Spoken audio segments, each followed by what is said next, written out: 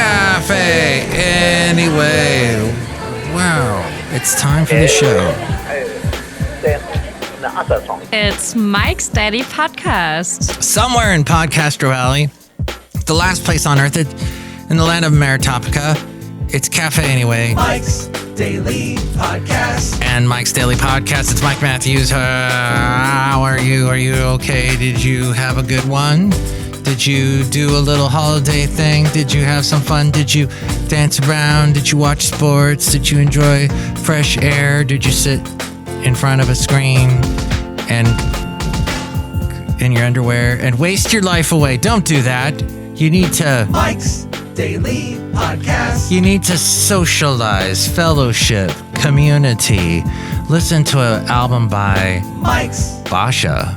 Daily She was awesome. Podcast. Now she got a little bit eclipsed by the lady known as... Oh, what is happening here? Oh, the frickin' thing. Just a sec. This is much better.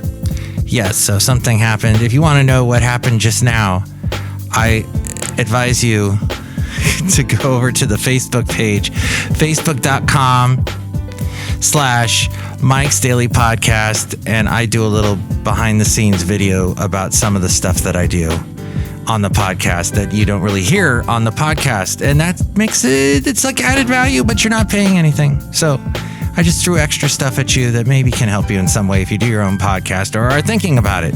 Okay, the point is that I went to a baseball game. Yes, my first baseball game in ages, and I went to a local Pioneer League game. Oh, Basha. All right, Basha was... I'll sum that up. She sang the song that won Time and Tide, Nothing and No One Can Stop Us Now, and a couple other ones. Until You Come Back to Me, that's what I'm going to do. And anyway, she got confused with Lisa Stansfield, and that was the end of my statement with that. And baseball can be fun to watch, but... And here's today's podcast picture. I had a lot of fun because it's a small, unpretentious league. And they have amazing players, very athletic, can do all kinds of amazing stuff on the field. And I had a lot of fun. It was the Oakland Ballers, the Oakland Bees, since the Bees are replacing the A's. So, and they broadcast on one of the radio stations I'm the operations manager for. The podcast picture is not of that, though, evening, that Mike excursion that I made. And it's not of the late great Basil the Boxer either, but it's of a place that he and I would go to many a time in the area known as Harbor Bay Isle or Bay Farm Island. And this picture, wow, this came out really good. I know I've been posting a lot of pictures from there lately, but this one, wow. I would love to live in that house that you see right there. And then the reflection on the water is just, no filters on this. This is what you see is what I saw. So see that at mikesdailypodcast.com and all the other past podcast pictures. And speaking of houses, home prices hit record highs, up 5.4% last 2 months ago, in the month of June. New York prices increased 9%. San Francisco slightly less, up 4.3%. The American Dream now costs $1,500. This show is clean. Oh, you know what this show is also? It's episode 2900. 2900. Woo! We've made it to 2900. That means we're only 100 away from 3,000. Woo! That's amazing. It's almost as if Mike needs to grab another sound effect that he has hiding here at Café Anyway. No. 1,000 times no. Which has nothing to do with what he was just talking about. But all right. Thank you. So excited. Woo! Oh, there you go. That's a better sound effect. Okay. The point is that the American Dream now costs over $150,000. The national average, let's see, $156,666. There you go. For the national average to buy a house. That's so cheap. But in California, it's $254,000. Wait. Mike is on it, man. Go where no man has gone before. We love it, Mike. Where I'm going now is in the Land of Confusion by Genesis. It's just the land of confusion. This is the world we live in. But $245,723 in California includes a spouse, 2 kids, 1 car, median-priced home, and health insurance through an employer. That's the American dream. According to Rob Black, I produce his podcast. He's heard on the Bay Area airwaves Monday through Friday on AM 1220 KDOW in the morning. And he's on Cron TV Monday through Thursday in the 9 o'clock hour.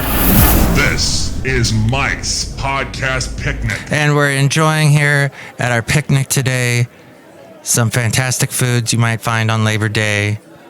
Maybe a Beyond Meat burger. No, those are disgusting. But maybe you don't want to eat meat. Here's a suggestion. Don't. Just go ahead and try something on the side of, you can always grill squash, which I've done many times. It could be pretty good. But I am trying to stick to I'm trying to put more fish in my diet, the fish with omega-3 acids. I got through that. I got into it.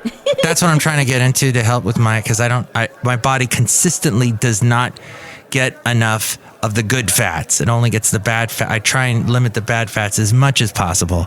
And that's what I suggest you do too on this Labor Day. My lovely lady friend is doing that. She's trying her best. She has come up with this coffee she found online. It is called Bulletproof Coffee. And what it is you take a regular cup of coffee. You then put it in a blender with some olive oil and a little bit of whatever creamer you like. You are a man. Sometimes you wear stretchy pants. You probably don't want regular creamer because that is full. And you'll make it. The more creamer you drink, the more you will not be able to fit into stretchy pants. I'm thinking, or you'll need stretchy pants. As you go outside a Café Anyway with me. Here at Mike's Daily Podcast, somewhere in the land of Ameritopica, the last place on earth. We're outside a Café Anyway is what I'm saying. The thing is, so then she blends it up, usually with almond milk or oat milk, olive oil, so she gets some of that omega-3 acids. And when she blends it, it comes out really frothy, like a latte. Anyway, Café Anyway. But that's just a suggestion, which we have a lot of on this podcast.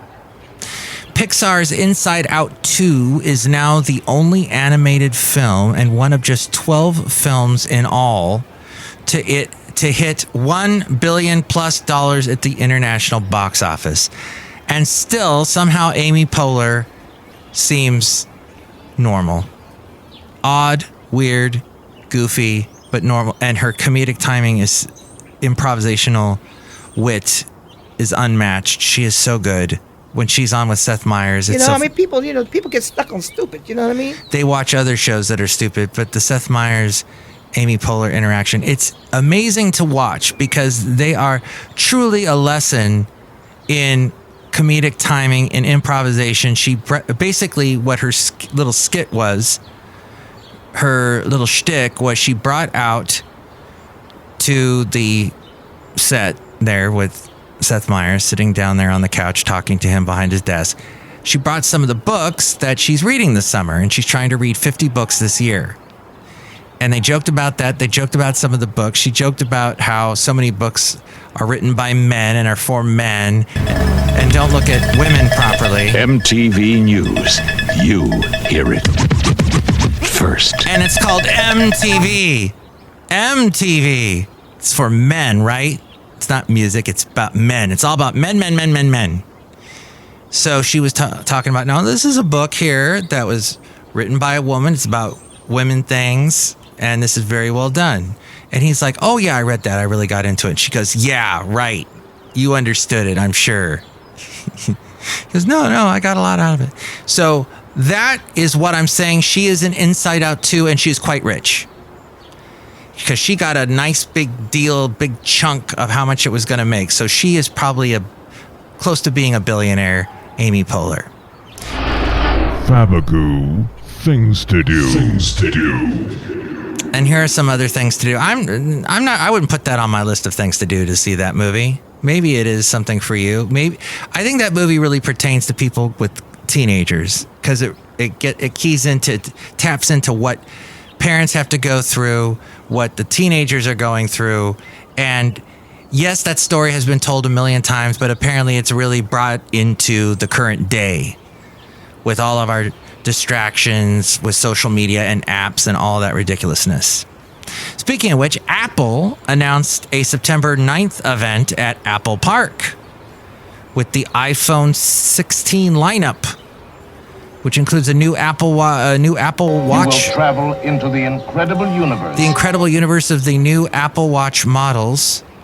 And let me just see something. Oh, thank goodness I'm still recording. Woo! I had a really sinking feeling that I wasn't still recording. Hate that. Maybe I should be using an Apple product, a Mac product, in order to record this particular show. So they're going to have new Apple models and AirPods, the AirPods 4. And in the invitation, it said, it's glow time. Glow time. Interesting. Something's going to be glowing, I'm thinking. Are there going to be a bunch of worms? Glow worms everywhere? And SpaceX's Falcon 6 is carrying some special cargo, Doritos. The snack brand says its Cool Ranch Zero Gravity flavored mini tortilla chips are made for space because they're small enough to eat in a single bite.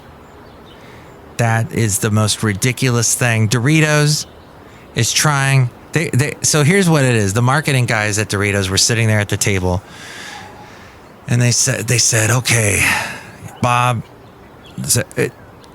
Sorry, I went a little sexist there. It could have been a woman that came up with the plan. Margot came up. The Royal Trump tweet decree. I do not know what his latest tweet is. And by the time you listen to this, I don't know, he probably is picking on that CNN interview that Kamala did with Tim. And, oh, hey, real quick, if you didn't know what the 3 takeaways were from the interview, number 1, Harris suggested that while her politics have changed, her values haven't. Number two, she walked a very fine line on change. The Republicans continue to point to San Francisco, but at the end of the day, oftentimes they are picking up their iPhone, which was introduced in San Francisco, calling their Ubers or Lyft, companies started and based in San Francisco, to go to their Airbnb company still and started in San Francisco, and then to go and tweet something nasty about our city, which again was a company until recently in San Francisco. $34 billion of venture capitalist investment last year alone, the AI capital of the world. That's what I will say. You can continue to try and put out a narrative, but the facts tell a different story. That's not Kamala. That's London Breed, the mayor of San Francisco. $34 billion. Wow. So don't write off San Francisco. Hey, even in the fine city of Huntsville, Alabama, where I used to live, they got a homeless problem now. It's all over. Is it because we have a Democrat president? Well, last I checked, Alabama's a red state, so I don't know what's going on politically, but I do know Kamala walked a very fine line on change. So what that means is this is according to the fine folks at the Washington Post. Mutations. The Washington Post is not the name of a band that mutated. Sorry, guys. The closest you get is Capital Cities, which is the one that they sing, I can lift you up. And it's in and planted far and down, and it's in and planted down. Safe and sound. That fine song that you've heard a gazillion times. No. But she said she's walked a very fine line in this campaign. She has sought to run as something of a change candidate despite her high-ranking role for the past 3.5 years as vice president to Joe Biden, who is not a popular or well-reviewed president, and she certainly massaged that distinction. She pitched the Biden administration as a successful one that would come to be viewed more positively over time, but she also sought to play up how her presidency could be different and even better. Perhaps most strikingly, she repeatedly used the kind of catchphrases you hear from a challenger. She twice referred to a new way forward. She twice held up the last decade as something to be moved beyond. So that is what she's doing. That's driving people on the right nuts. How could she do that? She's the one in power. Well, no, she's not technically. You know, there's a real scary holiday coming up. She's the vice president. She's gonna try and say things that are different. But anyway, Café Anyway. If you buy into that, if you don't buy into that, says a lot about if you are going to be voting for Harris or not. And the third thing was from the Washington Post. They sought to do no harm and probably didn't. Oh, what is the next holiday coming up? Well, it's Halloween. It's the big scary holiday. Oh no. Yeah. And that's before Election Day, which will be another scary holiday for some. It'll be a scary day anyway. But a lot of us will be very happy to have it past us as we fly away in the flying saucer that's going to save us all on Election Day. Re-election day. Bam, bam, bam. Oh, that's a band's mutation, Arcadia, because they were originally Duran Duran, but Duran Duran also split into Power Station. But they did this Arcadia thing on the side. Very confusing. So in some ways, this was about just getting the first big interview out of the way, said the Washington Post. She's been under pressure. She's been under Gerelname for not taking more media questions for weeks, creating plenty of anticipation for the sit-down. And as noted, there were a number of lingering issues that just have not been addressed in speeches and other campaign appearances. And she's seen a sudden surge in popularity. She was cautious, sometimes circuitous in her answers, the latter being something Republicans often attack her for and will do so. But she didn't really stumble or seem to do anything that might hamper her momentum. She just think, though, of the thing that we would have had with Biden. He would have been throwing those facts out and doing his little whisper thing and doing that, and everything was coming around, and it was all really wonderful, and it would have been not so good.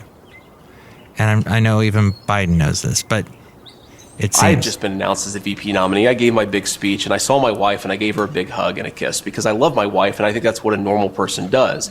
Tim Walz gave his wife a nice, firm Midwestern handshake and then tried to sort of awkwardly correct for it. So I think that what it is two people, Kamala Harris and Tim Walz, who aren't comfortable in their own skin because they aren't comfortable with their policy positions for the American people. And so they're name-calling instead of actually telling the American people how they're going to make their lives better. I think that's weird, Dana, but look, they can call me whatever they want to. You're saying Tim Walz doesn't have affection for his wife? I don't even understand that. I said that he acted weird, which he did, on a national stage in front of his wife.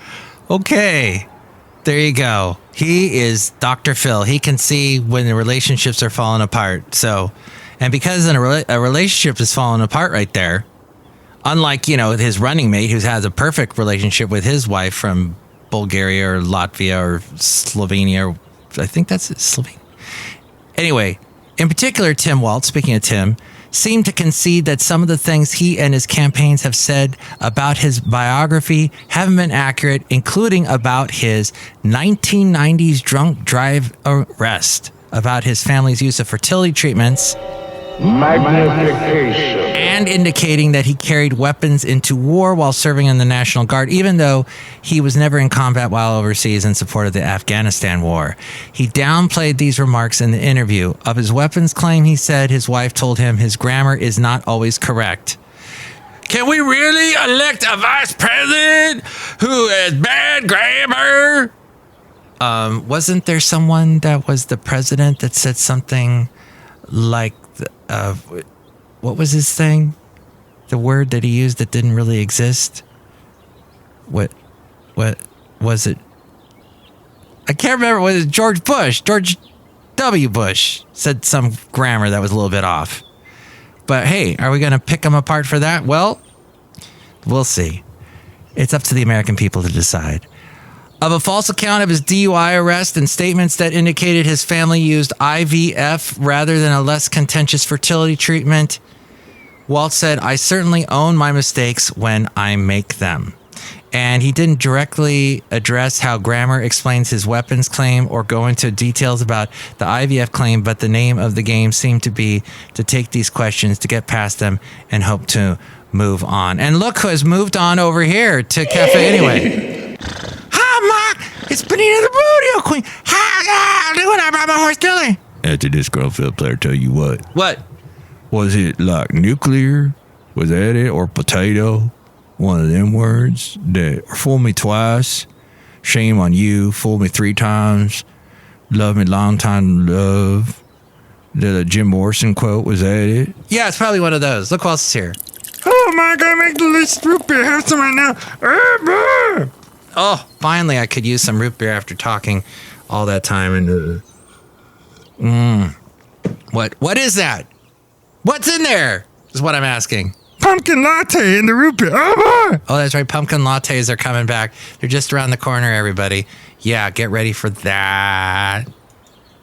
No thanks. When I drink that, I'm thinking, well, this isn't really pumpkin in here, but I'm getting the sense of pumpkin, but there's like no nutrition from a pumpkin. Why don't I actually go to Costco and stock up on all those cans of pureed pumpkin and eat that, and I actually get some nutrition from it. I've actually put that in my smoothie. It was fantastic.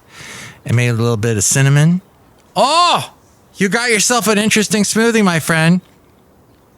Maybe don't tell Mike though, but put a little vanilla ice cream in, or better yet, put some yogurt in there, and you've got yourself almost like a little pumpkin shake. Café Anyway, just a thought. Real quickly here, it's these interesting last facts that Rob found, and he's really good at finding this stuff.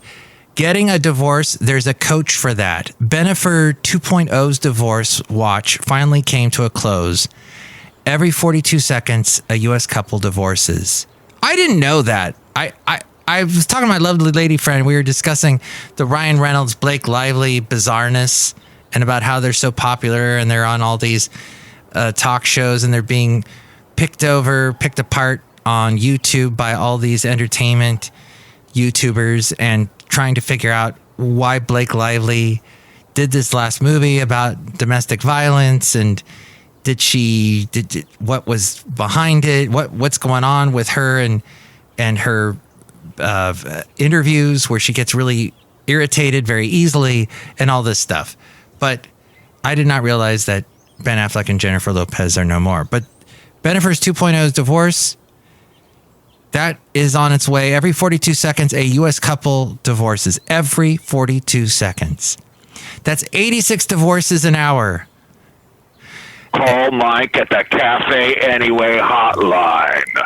Area code 510-228-4640. Yes, call me if you're having a divorce, because I'm a divorce lawyer. No, I am not. I am not. But if you'd like to call and talk about maybe a comment about divorcing, or if you know someone that got through a divorce, or what's your opinion on divorce? You know, there are a lot of things out there, a lot of organizations, a lot of churches that will try to get you guys back together. I know. And I myself went through a divorce. I was utterly devastated when I did. I did not want to. It was just a bad situation.